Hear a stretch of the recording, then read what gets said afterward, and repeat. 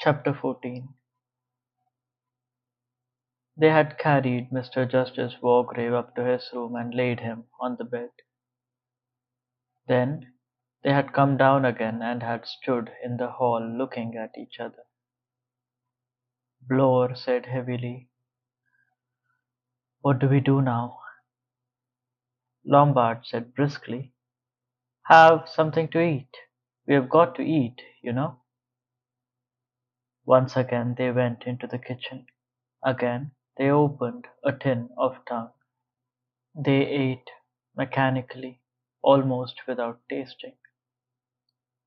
Vera said, "I shall never eat tongue again." They finished the meal. They sat round the kitchen table, staring at each other. Bloor said, "Only four of us now. Who'll be the next?" Armstrong stared. He said, almost mechanically, "We must be very careful," and stopped. Bloor nodded. "That's what he said. And now he's dead," Armstrong said.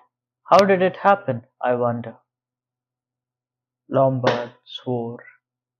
He said, "A damn clever double-cross. That stuff was planted in Miss Claythorne's room, and it worked just as it was intended to. Everyone dashes up there thinking she is being murdered, and so in the confusion someone caught the old boy off his guard." Bloor said, "Why didn't anyone hear the shot?" Lombard shook his head. "Miss Claythorne was screaming, the wind was howling, we were running about and calling out. No, it wouldn't be heard." He paused. "But that trick's not going to work again. He'll have to try something else next." Bloor said, "He probably will." There was an unpleasant tone in his voice. The two men eyed each other. Armstrong said, "Four of us. And we don't know which." Bloor said, "I know." Vera said, "I haven't the least doubt." Armstrong said slowly, "I suppose I do really know." Philip Lombard said, "I think I've got a pretty good idea now." Again they all looked at each other. Vera staggered to her feet. She said, "I feel awful. I must go to bed. I'm dead beat." Lombard said, "Might as well. No good sitting watching each other." Bloor said, "I've no objection." The doctor murmured, "The best thing to do, although I doubt if any of us will sleep." They moved to the door. Bloor said, "I wonder where that revolver is now." 2. They went up the stairs. The next move was a little like a scene in a farce. Each one of the four stood with a hand on his or her bedroom door handle. Then, as though at a signal, each one stepped into the room and pulled the door shut. There were sounds of bolts and locks, of the moving of furniture. Four frightened people were barricaded in until morning. 3.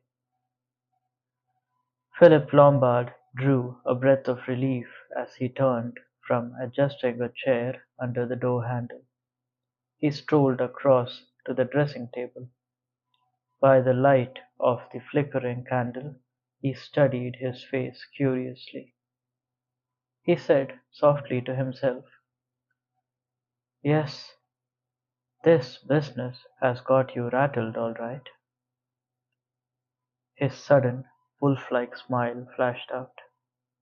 He undressed quickly. He went over to the bed, placing his wristwatch on the table by the bed.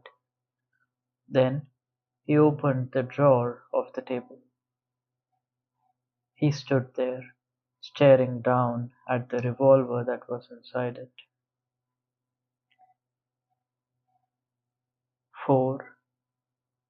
Vera Clayton lay in bed. The candle still burned inside her, and yet she could not summon the courage to put it out. She was afraid of the dark. She told herself again and again, "You're all right until morning. Nothing happened last night. Nothing will happen tonight. Nothing can happen. You're locked and bolted in. No one can come near you." And she thought suddenly, "Of course, I can stay here locked in. Food doesn't really matter. I can stay here safely till help comes, even if it's a day or 2 days. Stay here, yes, but could she stay here, hour after hour, with no one to speak to, with nothing to do but think?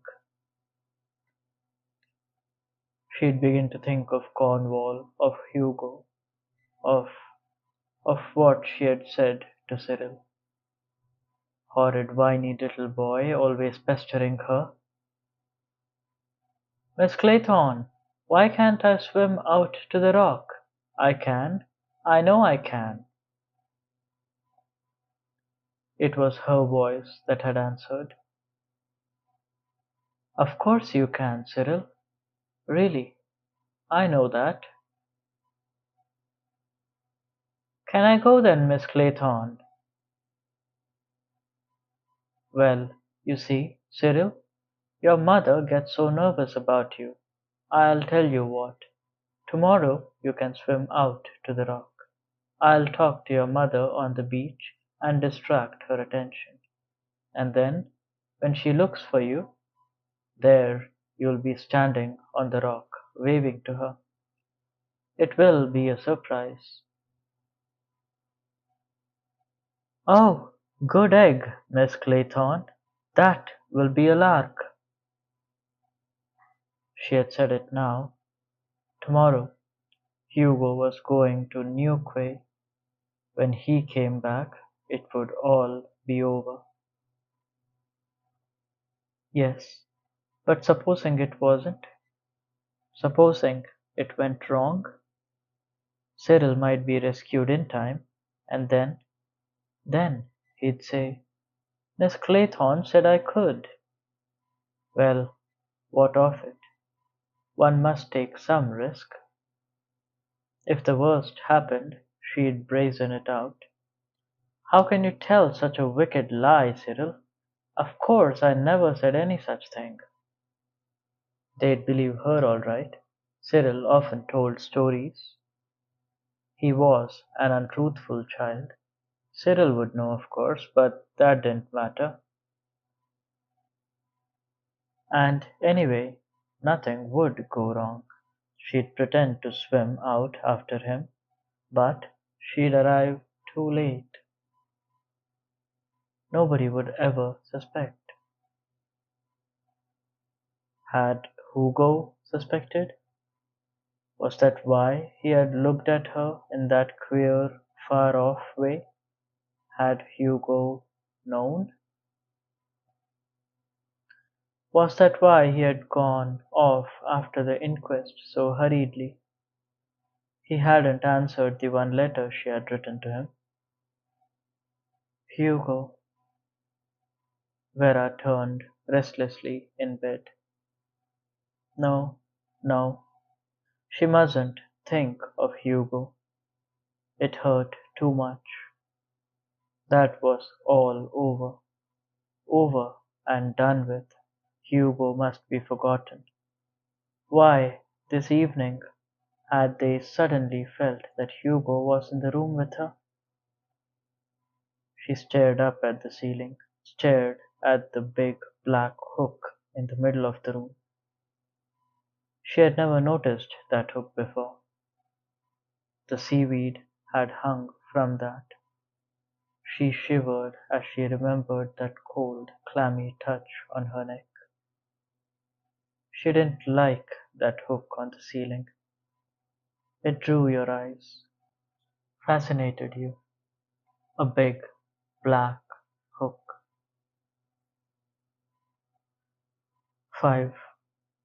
Ex-Inspector Bloor sat on the side of his bed. His small eyes, red-rimmed and bloodshot, were alert in the solid mass of his face. He was like a wild boar waiting to charge. He felt no inclination to sleep. The menace was coming very near now. 6 out of 10. For all his sagacity, for all his caution and astuteness, the old judge had gone the way of the rest. Bloor snorted with a kind of savage satisfaction. What was it the old geezer had said? We must all be careful? Self-righteous, smug old hypocrite, sitting up in court feeling like God Almighty. He had got his, all right. No more being careful for him. And now there were 4 of them: the girl, Lombard, Armstrong, and himself. Very soon another of them would go, but it wouldn't be William Henry Bloor. He'd see to that all right. But the revolver, what about the revolver? That was the disturbing factor. The revolver. Bloor sat on his bed, his brow furrowed, his little eyes creased and puckered, while he pondered the problem of the revolver. In the silence he could hear the clocks strike downstairs. Midnight. He relaxed a little now. Even went so far as to lie down on his bed, but he did not undress. He lay there thinking, going over the whole business from the beginning, methodically, painstakingly, as he had been wont to do in his police officer days. It was thoroughness that paid in the end. The candle was burning down. Looking to see if the matches were within easy reach of his hand, he blew it out. Strangely enough, he found the darkness disquieting. It was as though 1,000-age-old fears woke and struggled for supremacy in his brain. Faces floated in the air. The judge's face, crowned with that mockery of grey wool. The cold, dead face of Miss Rogers. The convulsed, purple face of Anthony Marston. Another face, pale, spectacled, with a small straw-colored moustache. A face that he had seen some time or other, but when? Not on the island, no, much longer ago than that. Funny that he couldn't put a name to it. Silly sort of face, really. Fellow looked a bit of a mug. Of course. It came to him with a real shock. Landor. Odd to think he had completely forgotten what Landor looked like. Only yesterday he had been trying to recall the fellow's face and hadn't been able to. And now here it was, every feature clear and distinct, as though he had seen it only yesterday. Landor had a wife, a thin slip of a woman with a worried face. There'd been a kid, too, a girl about 14. For the first time he wondered what had become of them. The revolver. What had become of the revolver? That was much more important. The more he thought about it, the more puzzled he was. He didn't understand this revolver business. Somebody in the house had got that revolver. Downstairs, a clock struck 1. Bloor's thoughts were cut short. He sat up on the bed, suddenly alert, for he had heard a sound, a very faint sound, somewhere outside his bedroom door. There was someone moving about in the darkened house. The perspiration broke out on his forehead. Who was it, moving secretly and silently along the corridors? Someone who was up to no good, he'd bet that. Noiselessly, in spite of his heavy build, he dropped off the bed and, with 2 strides, was standing by the door, listening. But the sound did not come again. Nevertheless, Bloor was convinced that he was not mistaken. He had heard a footfall just outside his door. The hair rose slightly on his scalp. He knew fear again. Someone creeping about stealthily in the night. He listened, but the sound was not repeated. And now a new temptation assailed him. He wanted, desperately, to go out and investigate. If he could only see who it was prowling about in the darkness. But to open his door would be the action of a fool. Very likely that was exactly what the other was waiting for. He might even have meant Bloor to hear what he had heard, counting on him to coming out to investigate. Bloor stood rigid, listening. He could hear sounds everywhere now, cracks, rustles, mysterious whispers. But his dogged, realistic brain knew them for what they were, recreations of his own heated imaginations. And then, suddenly, he heard something that was not imagination. Footsteps, very soft, very cautious, but plainly audible to a man listening with all his ears, and Bloor was listening. They came softly along the corridor. Both Lombard's and Armstrong's rooms were farther from the stairhead than his. They passed his door without hesitating or faltering, and as they did so, Bloor made up his mind. He meant to see who it was. The footsteps had definitely passed his door, going to the stairs. Where was the man going?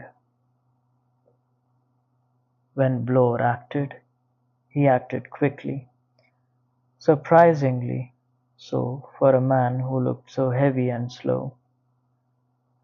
He tiptoed back to the bed, slipped matches into his pocket, detached the plug of the electric lamp by his bed, and picked it up, winding the flex round it. It was a chromium affair with a heavy ebonite base, a useful weapon. He sprinted noiselessly across the room, removed the chair from under the door handle and with precaution unlocked and unbolted the door. He stepped out into the corridor. There was a faint sound in the hall below.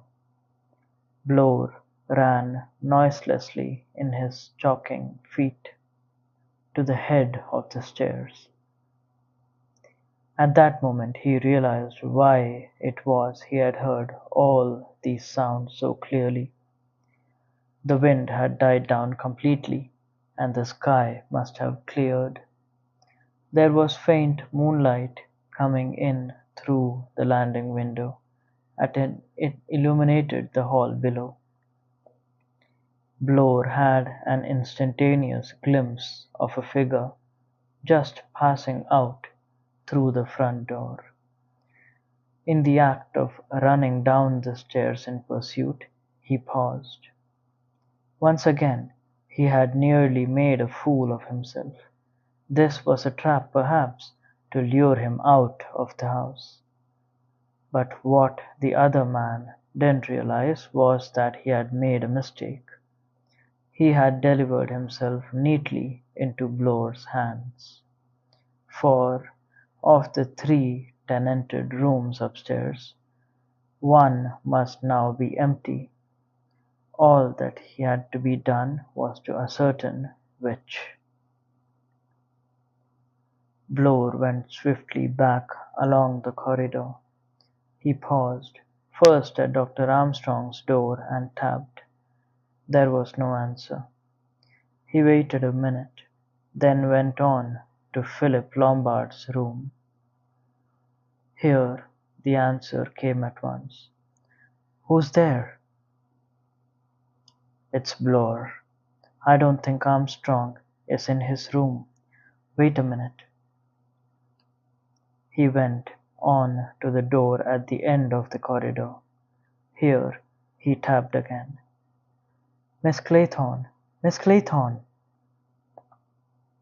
Vera's voice, startled, answered him. "Who is it? What's the matter?" "It's all right, Miss Claythorne. Wait a minute. I'll come back." He raced back to Lombard's room. The door opened as he did so. Lombard stood there. He held a candle in his left hand. He had pulled on his trousers over his pajamas. His right hand rested in the pocket of his pajama jacket. He said sharply, "What the hell is all this?" Bloor explained rapidly. Lombard's eyes lit up. "Armstrong, eh? So he's our pigeon." He moved along to Armstrong's door. "Sorry, Bloor, but I don't take anything on trust." He rapped sharply on the panel. "Armstrong! Armstrong!" There was no answer. Lombard dropped to his knees and peered through the keyhole. He inserted his little finger gently into the lock. He said, "Key's not in the door on the inside." Bloor said, "That means he locked it on the outside and took it with him." Philip nodded. Ordinary precaution to take. We'll get him, Bloor. This time we'll get him. Half a second." He raced along to Vera's room. "Vera!" "Yes." "We're hunting Armstrong. He's out of his room. Whatever you do, don't open your door. Understand?" "Yes, I understand." "If Armstrong comes along and says that I've been killed or Bloor's been killed, pay no attention. See? Only open the door if both Bloor and I speak to you. Got that?" Vera said, "Yes, I'm not a complete fool." Lombard said, "Good." He joined Bloor. He said, "And now, after him. The hunt's up." Bloor said, "We'd better be careful. He has got a revolver, remember?" Philip Lombard, racing down the stairs, chuckled. He said, "That's where you're wrong." He undid the front door, remarking, "Latch pushed back," so he could get in again easily. He went on, "I've got that revolver."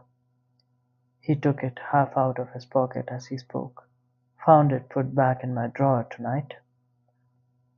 Bloor stopped dead on the doorstep. His face changed.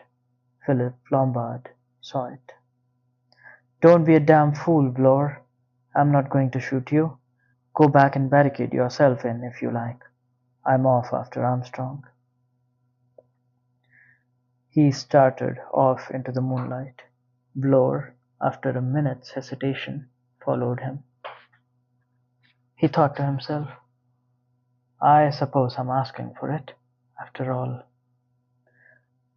After all, he had tackled criminals armed with revolvers before now. Whatever else he lacked, Blore did not lack courage. Show him the danger and he would tackle it pluckily. He was not afraid of danger in the open, only of danger undefined and tinged with the supernatural. 4. Vera left to await results, got up and dressed. She glanced over once or twice at the door. It was a good solid door. It was both bolted and locked, and had an oak chair wedged under the handle. It could not be broken open by force, certainly not by Dr. Armstrong. He was not a physically powerful man.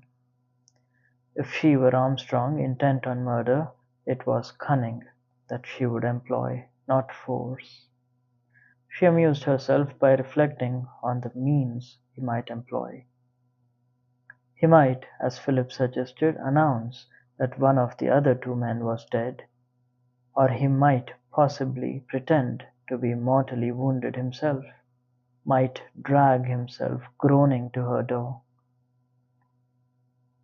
There were other possibilities. He might inform her that the house was on fire. More, he might actually set the house on fire. Yes, that would be a possibility. Lure the other two men out of the house, then, having previously laid a trail of petrol, he might set light to it. And she, like an idiot, would remain barricaded in her room until it was too late. She crossed over to the window. Not too bad. At a pinch one could escape that way. It would mean a drop, but there was handy flower bed. She sat down and, picking up her diary, began to write in it, in a clear, flowing hand. One must pass the time. Suddenly she stiffened to attention. She had heard a sound. It was, she thought, a sound like breaking glass, and it came from somewhere downstairs. She listened hard, but the sound was not repeated. She heard, or thought she heard, stealthy sounds of footsteps, the creak of stairs, the rustle of garments. But there was nothing definite, and she concluded, as Blore had done earlier, that such sounds had their origin in her own imagination. But presently she heard sounds of a more concrete nature. People moving about downstairs, the murmur of voices, then the very decided sound of someone mounting the stairs, doors opening and shutting, feet going up to the attics overhead, more noises from there. Finally, the steps came along the passage. Lombard's voice said, "Vera, are you all right?" "Yes. What happened?" Blore's voice said, "Will you let us in?" Vera went to the door. She removed the chair, unlocked the door, and slid back the bolt. She opened the door. The two men were breathing hard. Their feet and the bottom of their trousers were soaking wet. She said again, "What happened?" Lombard said, "Armstrong's disappeared. 7. Vera cried, "What?" Lombard said, "Vanished clean off the island." Blore concurred. "Vanished, that's the word. Like some damned conjuring trick." Vera said impatiently, "Nonsense! He's hiding somewhere." Blore said, "No, he isn't. I tell you, there's nowhere to hide on this island. It's as bare as your hand. There's moonlight outside, as clear as day it is, and he's not to be found." Vera said, "He doubled back to the house." Blore said, "We thought of that. We have searched the house, too. You must have heard us. He's not here. I tell you, he's gone. Clean vanished. Vamoosed." Vera said incredulously, "I don't believe it." Lombard said, "It's true, my dear." He paused and then said, "There's one other little fact. A pane in the dining room window has been smashed, and there are only 3 little soldier boys on the table."